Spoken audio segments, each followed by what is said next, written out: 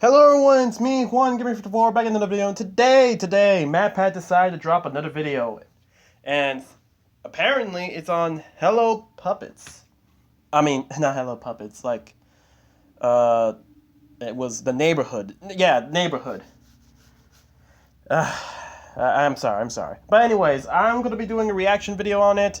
I genuinely do like it, I will say that. I love the game.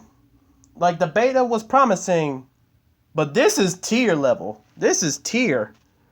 But anyways, we're gonna be reacting to it. Like the video, so you guys make sure you like the video and subscribe. We're trying to upload daily, so let's do this.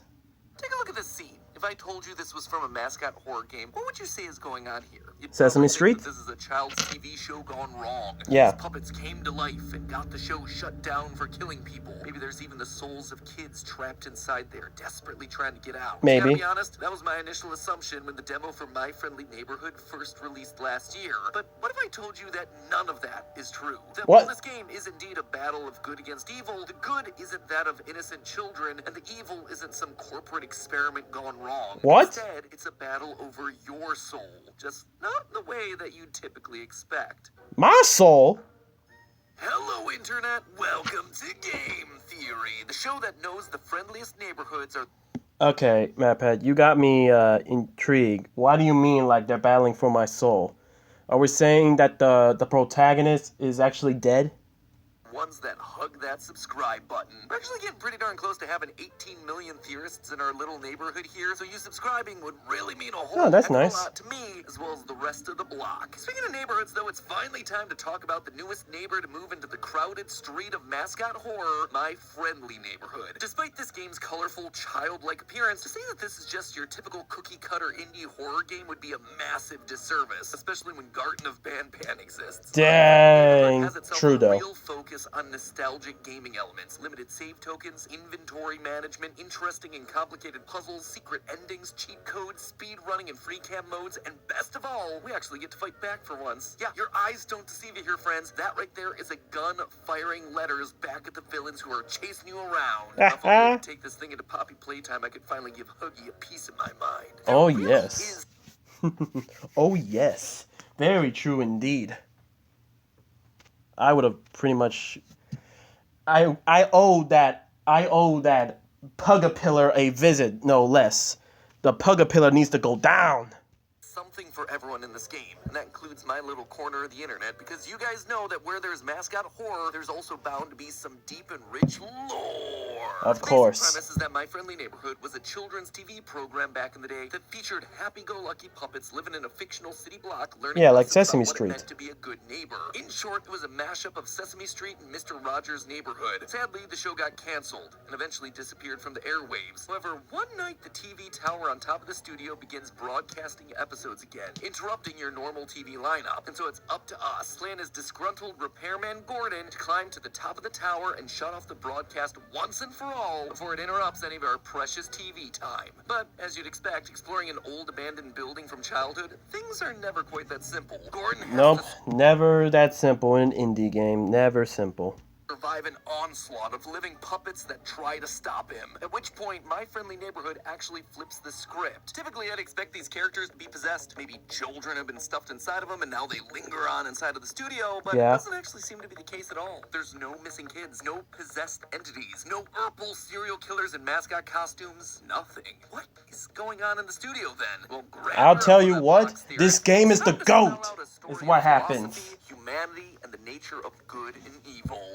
That might be too long to spell out. Maybe just stick with L-O-R-E. Our first port of call are the various newspaper clippings and articles that we find throughout the studio. By collecting these, we can start to put together a timeline of the show and what happened to lead to its Ah, cancellation. yes, As soon as you timelines. enter Studio 4, you're met with a newspaper clipping from when the show first launched back in 1968. Again, pulling on that Sesame Street influence, which first launched in 1969. In Okay. both cases, you've got yourself fabricated urban neighborhoods, a mix of animal puppets and human actors, and even some of the same character types. While Sesame Street today is meant to be any city USA, it's original vibe was meant to be a reflection of the real New York City back in the 60s and 70s. Well, today we might think of old NYC as a mostly safe and touristy metropolis. That was not true just a couple of decades ago. The late 20th century of the U.S.'s biggest city was more known for its rampant crime, drugs, and debauchery. Sesame Street was meant to be for city kids growing up in that time to learn not just the alphabet and basic math, but moral lessons they otherwise might not be receiving. Sesame Street was never afraid to tackle more sensitive topics like racism. Tully,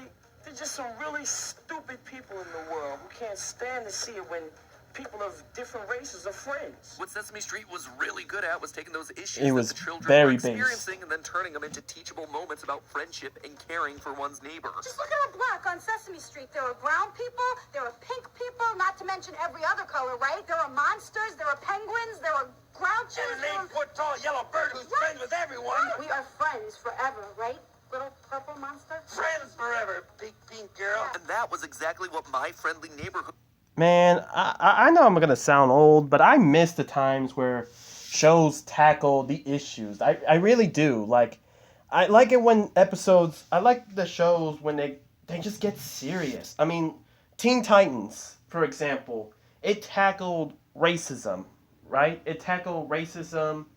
I love the Robin fight. I mean, the Robin episode where he had to go to the mountains and see the Grand Master. I enjoyed Cyborg's episode with him, overcoming the fact that, he's more than just a robot.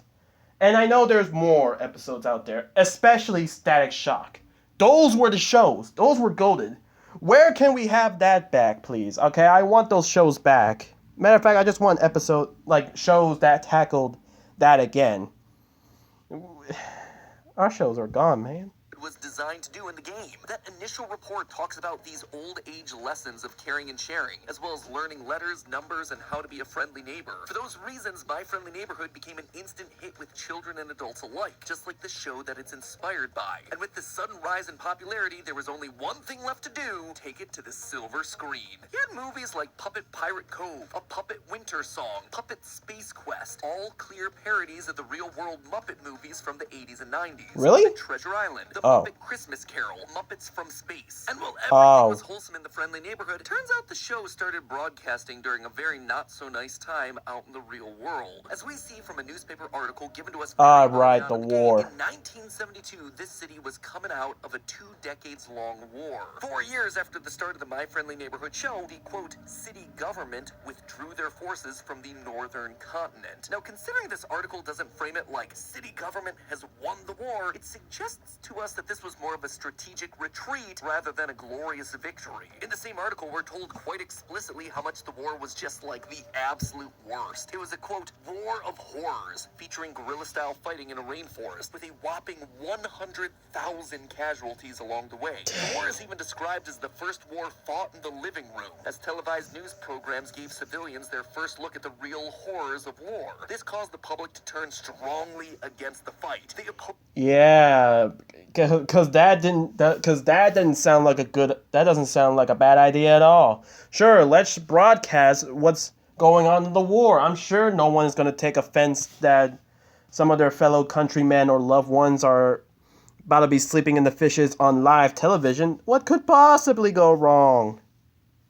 Did so much that when soldiers returned home, they weren't celebrated or lauded, but instead were booed and hissed. In fact, our main character Gordon seems intimately familiar with all this. Or maybe a GI. Give you a chance to rampage through some small defenseless... Don't say that, Ricky. Say what? Don't talk about the war. Why not? Just saying. Seems like exactly the sort of place you got. Needless to say, it seems like he never really properly dealt with those issues. And, just like My Friendly Neighborhood mirrored... I'm pretty sure Gordon was involved with the war. I feel like he's involved in the war, and I'm pretty sure that's what's making him so disgruntled and making him not able to adjust at all at the work in his workplace, because in the game it explicitly told you that Gordon is on his final strike because he doesn't like authority, and I'm guessing that has to do with the war. That's just my pitch, to be honest.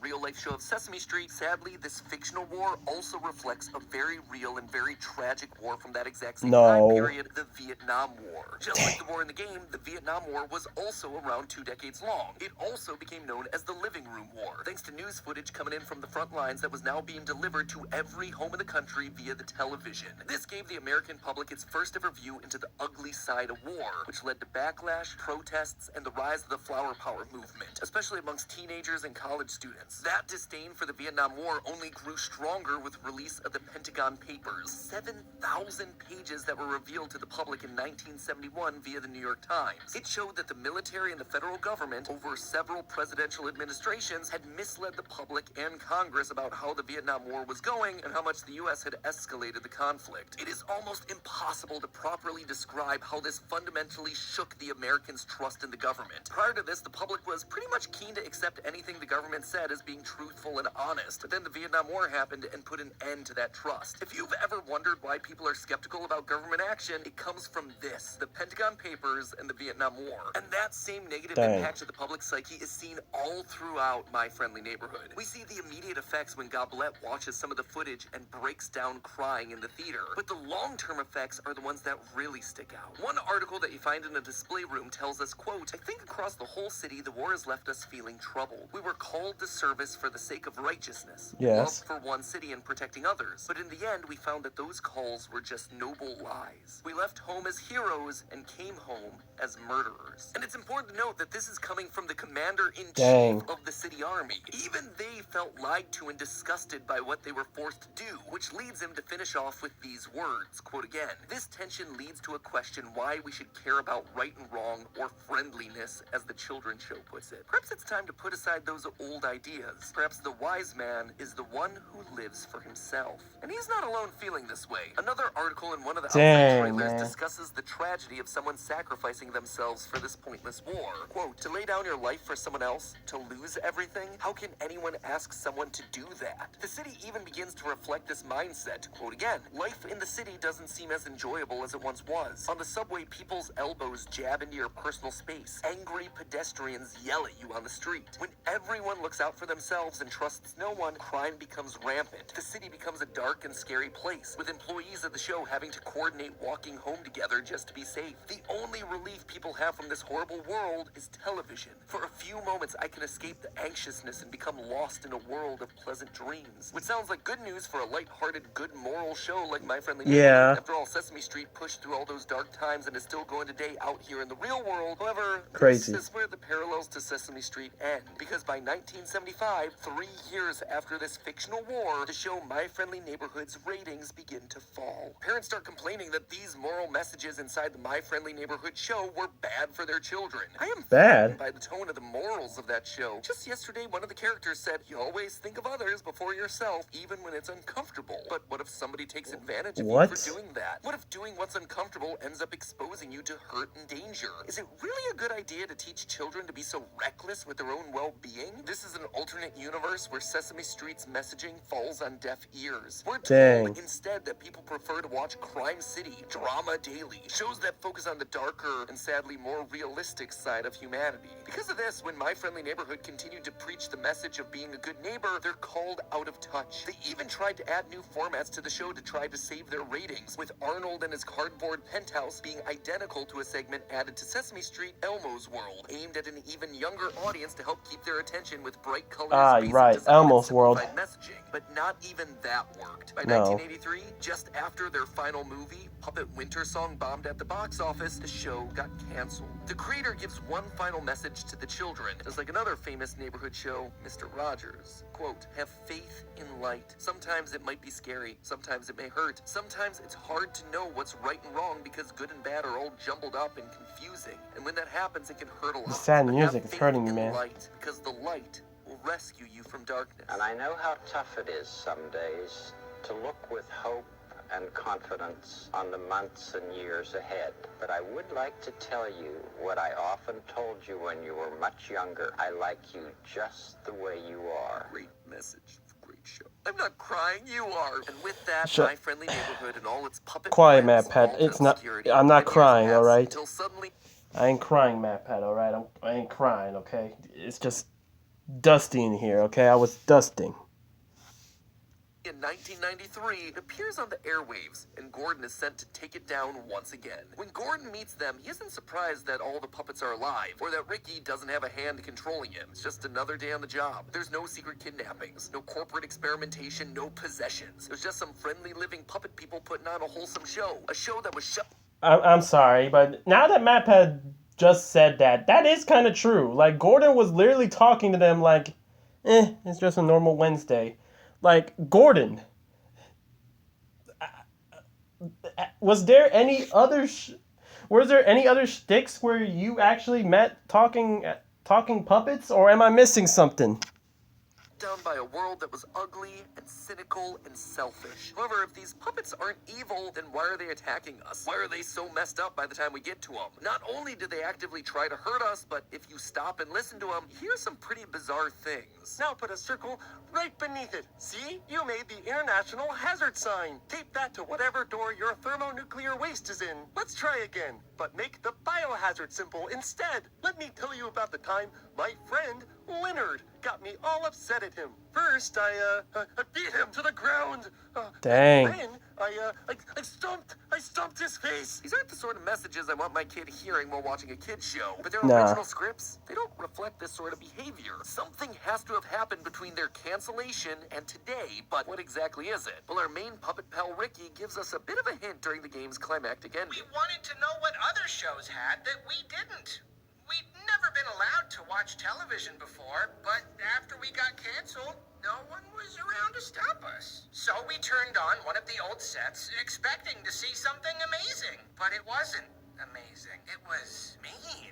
It felt like we were dying, Gordon. We all got a little twisted then. So the message is TV bad? No, there has to be something more than that. And it turns out there is. I did a second playthrough and took a closer look at some of the background. What's the meaning elements, then? and right at the start of Studio 4, where you get the first newspaper about the show launching, you'll notice that there are some other pieces of paper on the board right behind it. This Yeah. piece of paper is repeated 3 times on this board alone, and it's tucked away behind the other posters and boards. 3 throughout the map, times? So you know that it's going to have to be important. This page is actually an excerpt from an autobiography of a 4th and 5th century Catholic theologian, bishop, and eventual saint, Augustine of Hippo. St. Augustine's autobiography is a multi-book series chronicling his journey back to God. This particular passage found in My Friendly Neighborhood actually comes from the 7th book, specifically chapters 12 and 15, which go into What? Augustine understanding what the true meaning of good and evil is. Now, it's an old book, so it's pretty darn philosophical, so I'm going to do my best to just summarize 2 of the key points that are relevant to what we're talking about today. All right. First, the idea that corruption can only exist if things are inherently good, arguing that if everything wasn't good at a fundamental level, then nothing could be corrupted. Everything would just be inherently evil. The second point is that corruption itself isn't a tangible thing. It is just the absence of goodness. How does that relate to our silly sock puppet video game? Well, the puppets, the characters that used to dazzle children the world over, Yeah. were always good, and mostly still are. They were living the message of being a friendly neighborhood. Yes. It's why when they see us and start chasing us, they're not saying horrible things. Their arms are stretched out wide for a hug. They're not trying to hurt us. They're happy to see us. They want to be friendly. It's only after the show was canceled and they were exposed to the evils of the world via television did corruption start to seep in. And those good things, like a hug or a child-friendly message, Yeah. became twisted, corrupted, hurtful, and those were the lucky ones. Eventually, the puppets that became too exposed to the horrors of the world transformed and morphed into the amalgamation of evil that we see during the game's final battle. Yeah. The connection to this random theological text isn't just the That was story of scary. the puppets. The game is trying to tell us that we humans are also inherently good. Throughout the game, we repeatedly see this corruption sneaking into not just the puppets, but to the adults of this world. You have your parents writing in to say that the show's selfless messaging might be bad. General Rogers argues that a wise man is a selfish man, and the actor who left the show after becoming more concerned with his future than that of the show. All of these characters have let things like the war and television corrupt them, make them selfish, capitalistic, and thanks to that, the good morals of My Friendly Neighborhood, the light that the creators mentioned in his farewell message, has been snuffed out. And just like St. Augustine said, corruption is the absence of good. And so with that good gone, the world becomes worse. Gordon, look at this city. The buildings are dark and the streets are empty. No one knows how to be a friendly neighbor. Dang, It's a don't. city of Why is this video making me emotional? Need someone to let in the light. Even Ken Gordon, after going through the studio and seeing all the wonderful puppets and themes of the show, at the very end of it all, he's still worried about how the show's pure messaging is gonna hurt the children. I don't want you broadcasting, Ricky.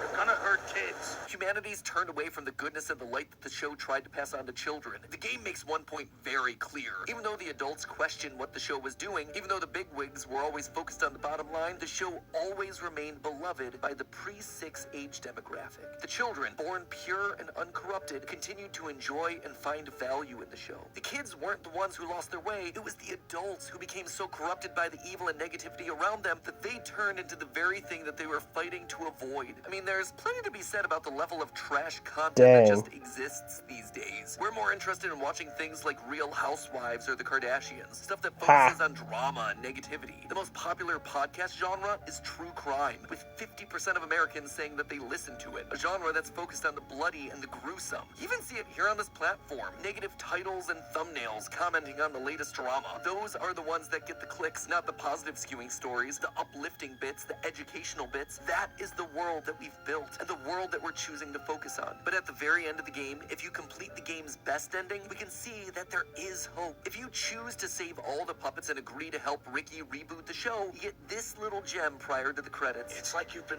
lost in a tunnel until suddenly a voice calls your name. And you turn around and you see the rising sun. And it's so bright, maybe it hurts a little to look at, but you don't care. Replay the ending, MatPat. By remembering the good, by focusing on the positive, it shines a spotlight on us. And sure, it highlights our issues, and yeah, that's super uncomfortable, but it's way better than just falling into darkness. This game is a warning for us not to shut our hearts to the needs of others, to focus on the good of the world. We too can have Gordon's journey back to the light, because at the end of the day, we all started from a place that was good. And sure, while the world tries to strip that away from us, we have to stand up to that. We have to face it. We have to remember that the most important thing is to love our neighbor. And sometimes all it takes to remember that is an abandoned studio full of living puppets. But hey, that's just a theory. I don't know, guys. Wow, that was an interesting video, and I'm definitely not a crier. Okay, all right, shut up. Okay, if you guys were crying, go get yourself a tissue. I ain't crying. All right, I ain't getting no emotion over here. Anyways, guys, thank you guys so much for watching. Like the video so I know you guys enjoy. Comment down below what you think of this video. I think it was good. It was good. And subscribe. We're trying to upload daily. This is 1Gamer54 signing off.